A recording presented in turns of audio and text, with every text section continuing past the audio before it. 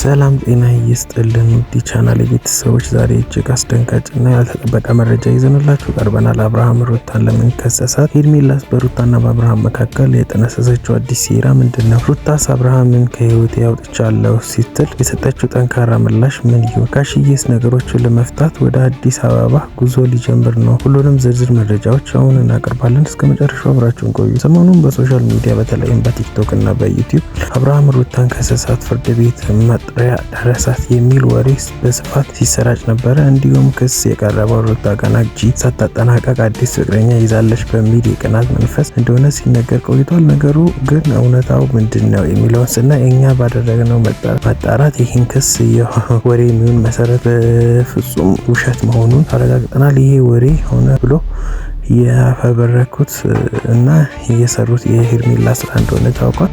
እናም ሄርሜላ ነገሮችን እያባባሰችና ነገሮቹን አቅጣጫ እንዲስቱ እያደረገች ያለችው ሄርሜላ እንደሆነች ታውቋል። ነገሮቹን ለማስተካከል ብዙ መንገድ እየጣረ እንደሆነ ይታወቃል።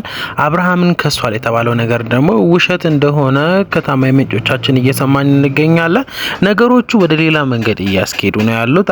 ሩታን ደግሞ ስንመለከት ሩታ የተናገረችው ነገር በራሴ በኩል አብርሃምን አልፈልገውም ብላ የቁርጥ ቃል ተናግራለች። እሱ ሳልፈልገው ነው ቤት የሚመጣውንም የሚል መረጃ ነበር የሰጠችው። ሄርሜላ ግን አዲስ ነገር ጠንስሳ እንደቀረበች ነገሮች ሁሉ የሚያመለክቱ ይሆናሉ። ነገሮች እንደሚያመለክቱትና ታማኝ ምንጮቻችን ከሚያወሩት ነገር አንጻር ነገሩ እናም በየቀኑ ሄርሜላ የምታደርጋቸው ነገሮች የአብርሃምን ሕይወት እየበጠበጡ ነው እንጂ እያስተካከሉ አይደለም።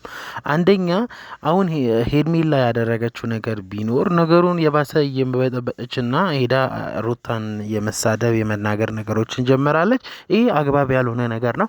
ሩታ ከሷ ጋር አብሮ እስካለ ድረስ ለምን እንደሚያስነካ ተመልሶ ደግሞ መጥቶ እሷን ይቅርታ የሚያስብልበት መንገድ ትክክል እንዳልሆነ ነው የምናውቀው እኛ።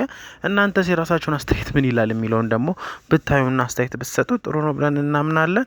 በሚቀጥለው ነገር ስንመለከት ጋሽዬ ነው። ጋሽዬ ወደ አዲስ አበባ ሊመጡ እንደወሰኑና ወደ አዲስ አበባ መጥተው ልጃቸው ሁኔታ ደስ አይለኝም፣ ሁኔታው ትክክል አይደለም ብለው በመናገር ወደ አዲስ አበባ እየመጡና ዝግጅት አድርገው እንደጨረሱ ነው የሚናገረው። በቀጣይ ሳምንታት ውስጥ የጋሽዬም ቪዲዮ እንመለከታለን። ጋሽዬም መጥቶ ምን አደረጉ የሚለውን ነገርም ደግሞ የምንመለከት ነው የሚሆነው።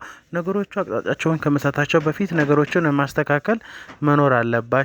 አብርሃምም ነገሮችን ማጤን ያለበት ይመስለናል። እኛም ስናስበው ነገሮች እንደዚህ ከሚከሩ ነገሮችን አስተካክሎ በጥሩ መንገድ ቢያስኬዱ ጥሩ ነው ብለን ነው እኛ የምናምነው።